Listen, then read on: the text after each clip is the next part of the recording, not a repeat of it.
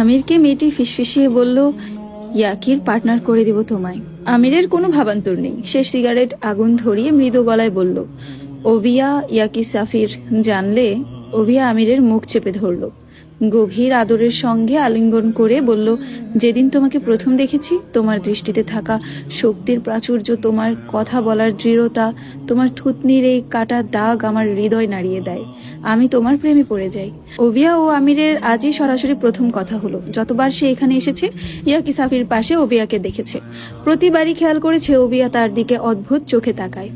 ওভিয়ার কামনা বাসনা সে বহু আগেই টের পেয়েছে। চোখাচোখি যেন কত কথা বলে এই নারী। ইয়াকি সাফির যদি এই সংবাদ পায় সঙ্গে সঙ্গে ওভিয়াকে হত্যা করবে। তবুও কেন এই ঝুঁকি নিল? ওভিয়া আরো ঘনিষ্ঠ হয়ে দাঁড়ালো। তার দুরন্ত যৌবন, মেদহীন নিখুঁত দেহ, ইয়াকি সাফির মতো সম্রাটের প্রিয় রক্ষিতা, নিঃসন্দেহে রূপবতী ও গুণবতী সে। আমির মৃদুস্বরে বলল, তুমি গ্রিক দেবীর মতো সুন্দর, কিন্তু আমি আগ্রহ পাচ্ছি না। আমিরের ঠোঁটে ওভিয়ার উত্তপ্ত নিঃশ্বাস পড়ছে। ফিসফিসিয়ে বলল, আগ্রহ বাড়ানোর সুযোগ দাও। কথা শেষ করেই সে আমিরের ঠোঁটে চুমু খেলো।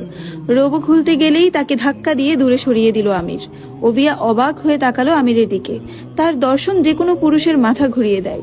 এমন কোনো পুরুষ নেই যে ওভিয়াকে দেখার পর মনে মনে তাকে কামনা করেনি। এমন এক নারী সে, যাকে ইয়াকি সাফি ছাড়া কারো সাহস নেই ছুঁয়ে দেখার। অথচ আমিরের হৃদয় শরীর দুটোই স্থির। ওভিয়া বিস্মিত নয়নে তাকিয়ে বলল, তুমি সমকামী? আমির না হেসে পারল না।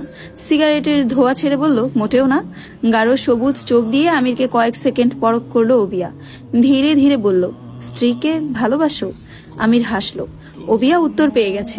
নারী ব্যবসায় জড়িত পুরুষ কোনো নারীকে ভালোবেসে নিজেকে অন্য নারী থেকে, তার মতো নারী থেকে দূরে রাখছে। সে কি আমার থেকেও সুন্দর? বলল ওভিয়া।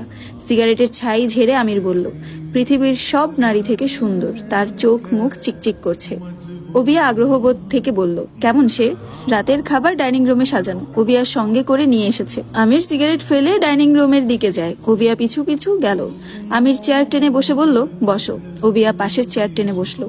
আমির বলল, নিখুঁত, ভেতরে বাইরে, ডানে বামে, সামনে পেছনে, সব রূপে সব পোশাকে সে নিখুঁত। তার মতো কেউ নেই। তার রূপের কোনো বর্ণনা হয় না, গুণের কোনো শেষ নেই। আমি তার ব্যাখ্যার যোগ্য নই। তোমার মতো কাউকে বউয়ের প্রশংসা করতে দেখিনি। অন্যদের আমার বউয়ের মতো বউ নেই। আমির গর্ভের হাসি হাসলো। ওভিয়া বিস্ময় নিয়ে দেখছে তাকে। যে জগতে তার বাস, সেই জগতে এমন ভালোবাসা নেই। সে দেখেনি।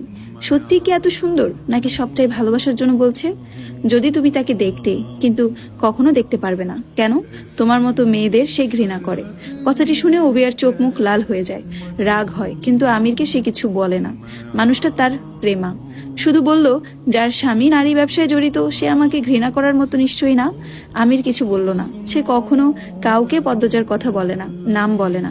পদ্মজার কাছে তার নারী ব্যবসা অপ্রকাশিত, তা জানায় না। প্রসঙ্গ এড়িয়ে বলল, ইয়াকি সাফির জানার আগে ফিরে যাও। ওভিয়া বিষণ্ণ হয়ে জানালার বাহিরে তাকিয়ে বলল, আমি তাকে ভালোবাসি না, অথচ তার মনোরঞ্জন করে পুরো জীবন কাটাতে হবে। আমার সব আছে, শুধু। ওভিয়া গলা নিভে এলো। সে হাসার চেষ্টা করলো।